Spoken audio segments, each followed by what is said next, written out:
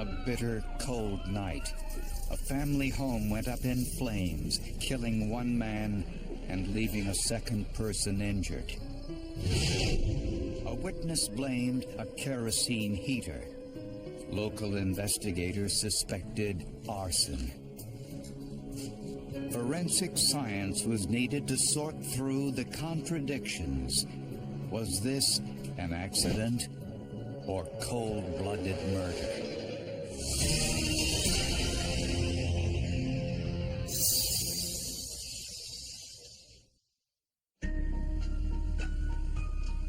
The weather in Jackson, Georgia, is usually warm most of the year.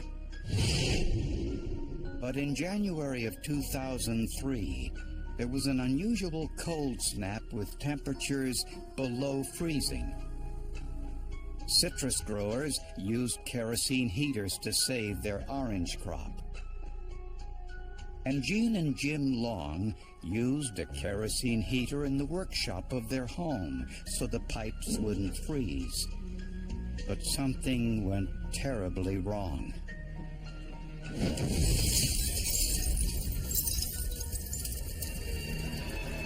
When firemen arrived, the house was totally ablaze. Jean Long had escaped the fire, but her husband Jim was trapped inside. My father-in-law came to the door to wake us. He said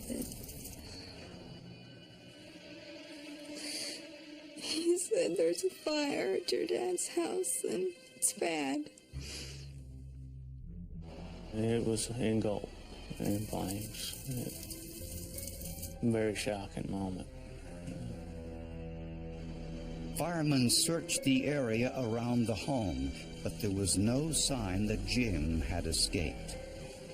And I just thought my dad would come walking out, but no.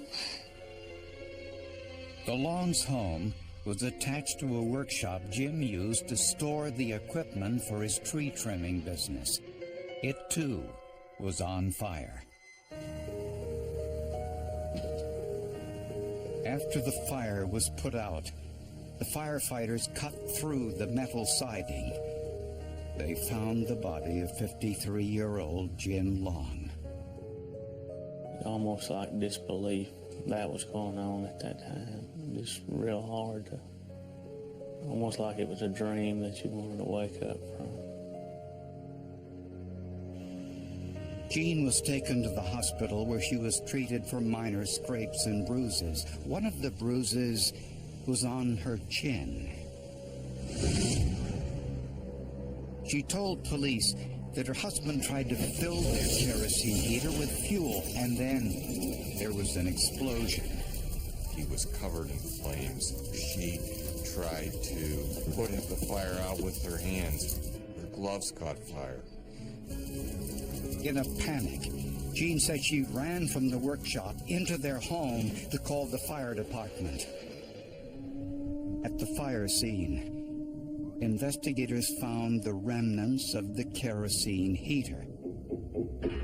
But the plastic fuel can was found outside the workshop door in perfect condition, inconsistent with Jean's story.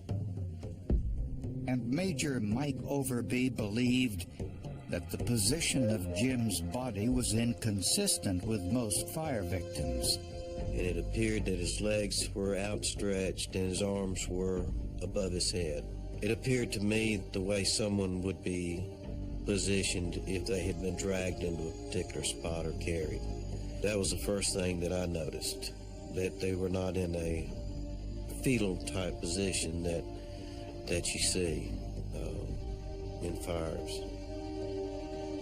In addition, Overby found visual evidence of pore patterns around Jim's body, the type of patterns which result from the use of an accelerant.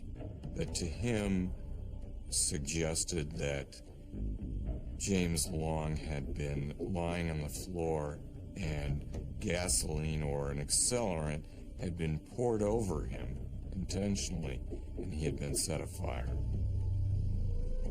And Jim's autopsy revealed even more evidence that he was unconscious before the fire started.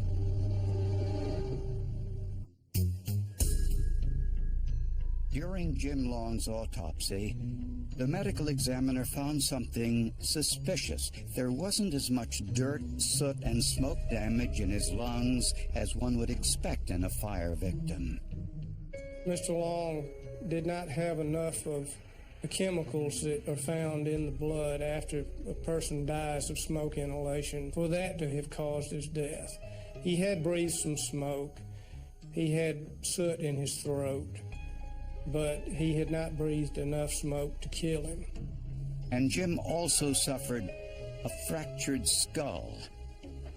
Dr. Bill Bass, a world-famous forensic anthropologist at the University of Tennessee, was asked for his opinion. We have 3 fractures irradiating out from the same source, the source being the hole that is in the skull. That is an indication that there's been blunt force trauma there and is not due to the fire. The cause of death was determined to be thermal injuries and blunt force head trauma. His death was listed as a homicide. Homicide investigator Major Michael Overby asked Gene Long to explain what happened on the night of the fire.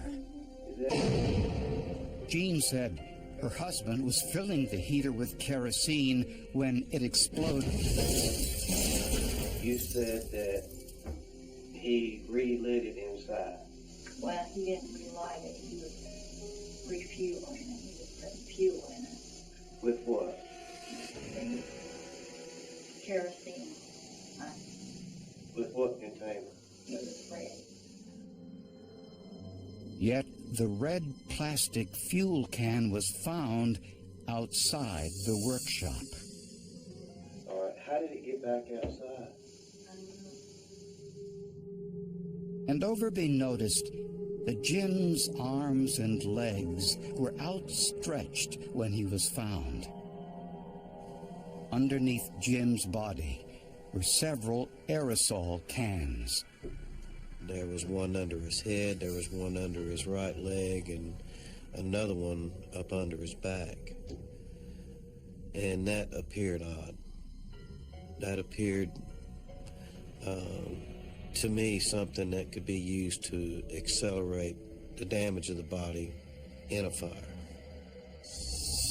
Patterns on the concrete floor around the body were also suspicious. These are called pore patterns, right here. Absolutely nothing else on the planet makes these marks. Nothing. This is what it leaves, especially in concrete, when an accelerant such as gasoline is poured on something. You know what I mean? Jean also said she called the fire department from a phone in the house, but investigators found the outside door was locked. If Jean locked it on her way out, police saw this as evidence that she was in no hurry to save her husband. Her husband is on fire, burning in this building. She runs outside, but she locks the door behind her. See, to me, that's very important. You think the jury's gonna buy this? I can tell you right now, they won't. Major Overby asked Jean to take a polygraph test, and she agreed.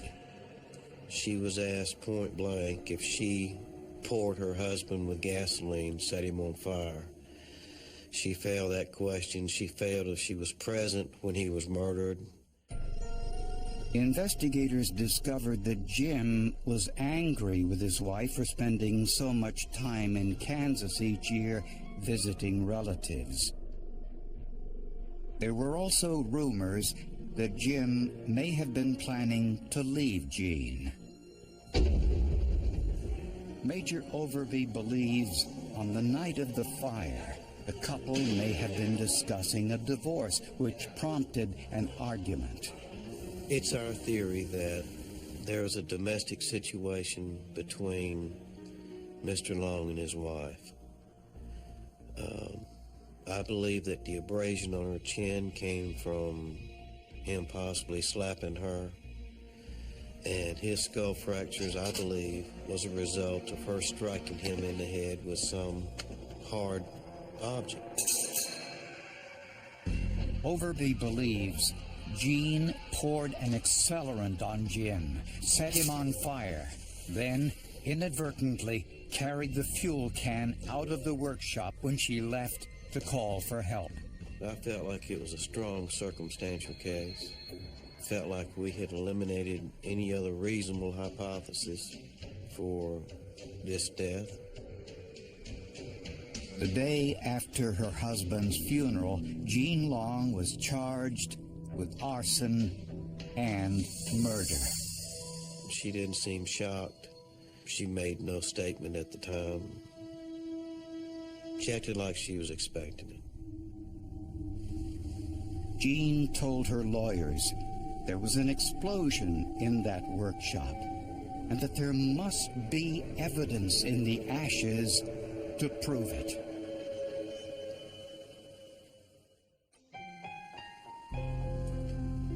Jean Long's family hired defense attorneys Wade Crumbly and Barbara Moon for what they feared would be a long, difficult trial. Barbara Moon met with Jean in the county jail. She was a very broken woman. Started just twiddling her hands and shaking unbelievably. I thought she was very genuine, and I believed in her. It's just that simple. A week later, Jean's church managed to raise the money for her bail. Jean's family insisted that her marriage to Jim was a happy one. Jim's daughter from a previous marriage agreed. I was glad he met somebody and that he was happy and that he wasn't going to be alone. Every time you seen Jim, you seen Jean. Seen one, you seen both of them. They went everywhere together. And Jean had no financial motive. Jim's life insurance amounted to less than $40,000. But local prosecutors were convinced this was an open and shut case. Their theory was she saw the opportunity to get rid of him and poured him and lit it and then made it seem or tried to tell everyone that it was an accident. The defense asked John Lentini, a nationally known fire investigator, for his opinion. With respect to the quality of the fire investigation, it ranks up there with the worst that I have ever seen. And I have seen a lot of bad fire investigations in my day. This was over the top. Local investigators suspected accelerants had been used to start the fire. But Lentini discovered that the workshop housed containers of fuel for Jim's tree trimming equipment. In this shop, we had vehicles, and we had tanks of acetylene, we had tanks of propane, we had containers of liquid fuels. He had chainsaws in there, lots of papers, clothing, lots of combustibles. And when it went up, it just really went up. And Lentini disputed police claims that there were pore patterns around Jim's body. He said the heat of the fire made such a determination impossible. Once you get to full room involvement, you're going to get all kinds of patterns that are easily misinterpreted. It happens all the time. I've created them by mistake. I've created them on purpose. The homicide investigator thought that the position of Jim's body was suspicious. We felt like from the very beginning, based on the way he was laying on his back with his arms stretched over his head and his legs straight out, that he had been placed there. But Jean had always contended that while her husband was on fire, he was flailing about. Was it possible that Jim struck his head on the metal table nearby, causing the fractured skull and knocking him unconscious? I can tell you that there is a blow to the side of the head that caused fractures. Now, who did that blow or how that blow got there, I can't tell you. Could he have fallen on the metal workbench? Yes, he could have. Lentini believes the charge of arson and murder had been a rush to judgment, and that the kerosene heater was to blame. Basically what you do is you fill this up with kerosene or diesel fuel. You throw a wick of some kind down in there. What happens when you have this lake of fire down in here is you're generating lots and lots of soot. And that soot coats the inside, and it itself will catch on fire like charcoal. So if you don't allow this thing to cool down sufficiently, it's pretty dangerous. In a surprising discovery, gas chromatography of the residue inside the heater's fuel tank identified gasoline and not kerosene. It takes more heat to ignite kerosene. Gasoline ignites at very low temperatures. The difference in flammability between gasoline and kerosene is just tremendous. And I've worked on a lot of fires where people misfuel kerosene heaters with gasoline and end up having big fires. Jean said they were using the heater outside before they moved it indoors.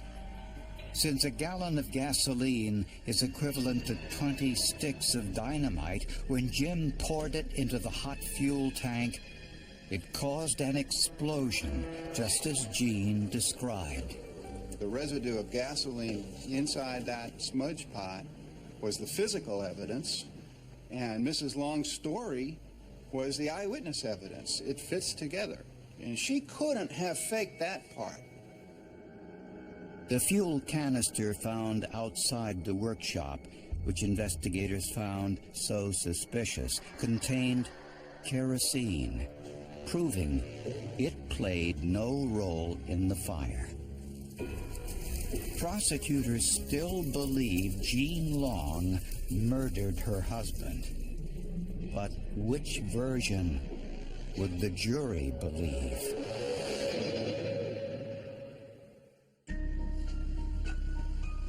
When Jean Long went on trial for her husband's murder, prosecutors showed jurors the videotape of Jean's interrogation, in which she contradicted herself. And then he fell down in this floor. But that's what you told me, Miss Jean. I'm trying to put together what you said and try to make it make sense, and it don't. It doesn't make sense to me. No, it doesn't. So how can you expect it to make sense to me? But the defense attorneys used the same tape to show something else. Major Overby employed a standard police technique when he ended the interrogation and left the room with the tape machine still running. In this situation, a suspect will often say something incriminating.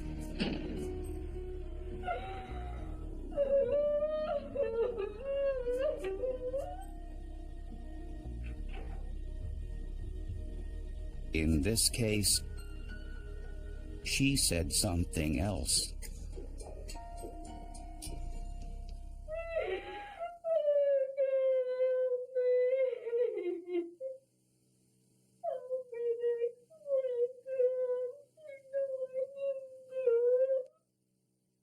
What Major Overby had hoped that happened, I think, worked against him.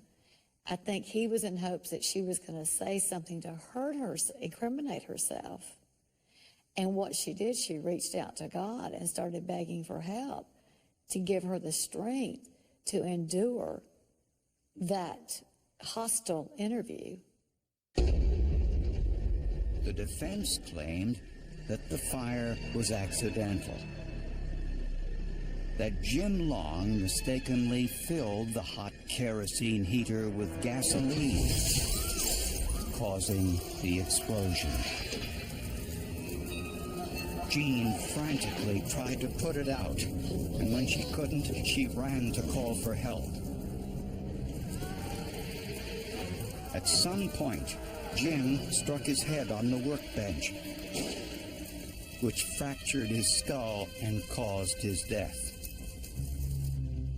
The defense offered no explanation for why Jean locked the door on her way out of the house, except that it was force of habit, something she did every time she left the house. Jean Long herself took the stand in her own defense. She came across as completely genuine, terrified about the prospect of what she was going through, and terrified at reliving the moment of what happened that night. The jury didn't hear about the results of the polygraph test. Polygraph examinations are inadmissible. They're inadmissible for a reason. They're not reliable, bottom line.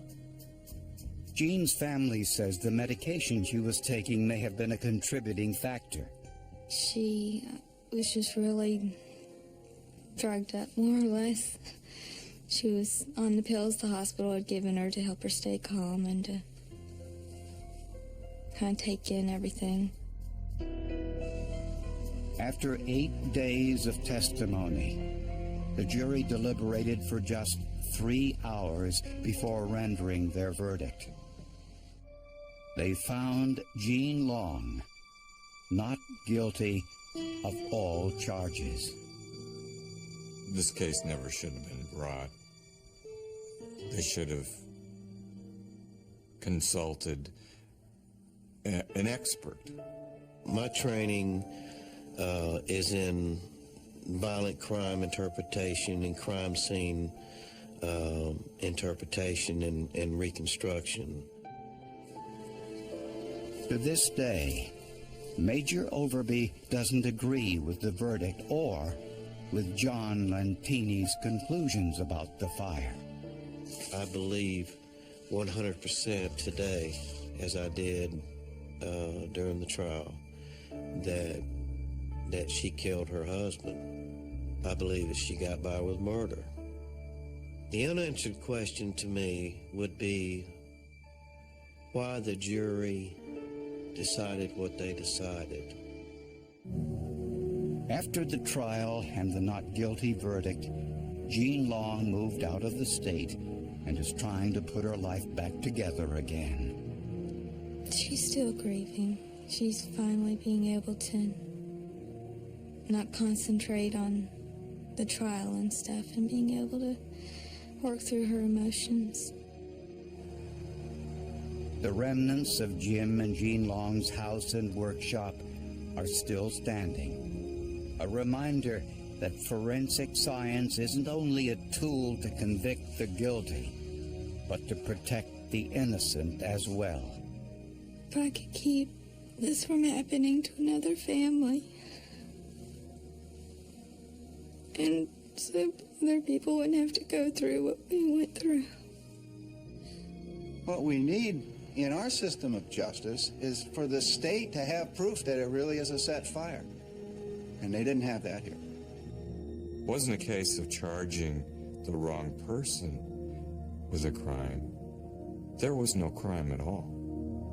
It was an accident.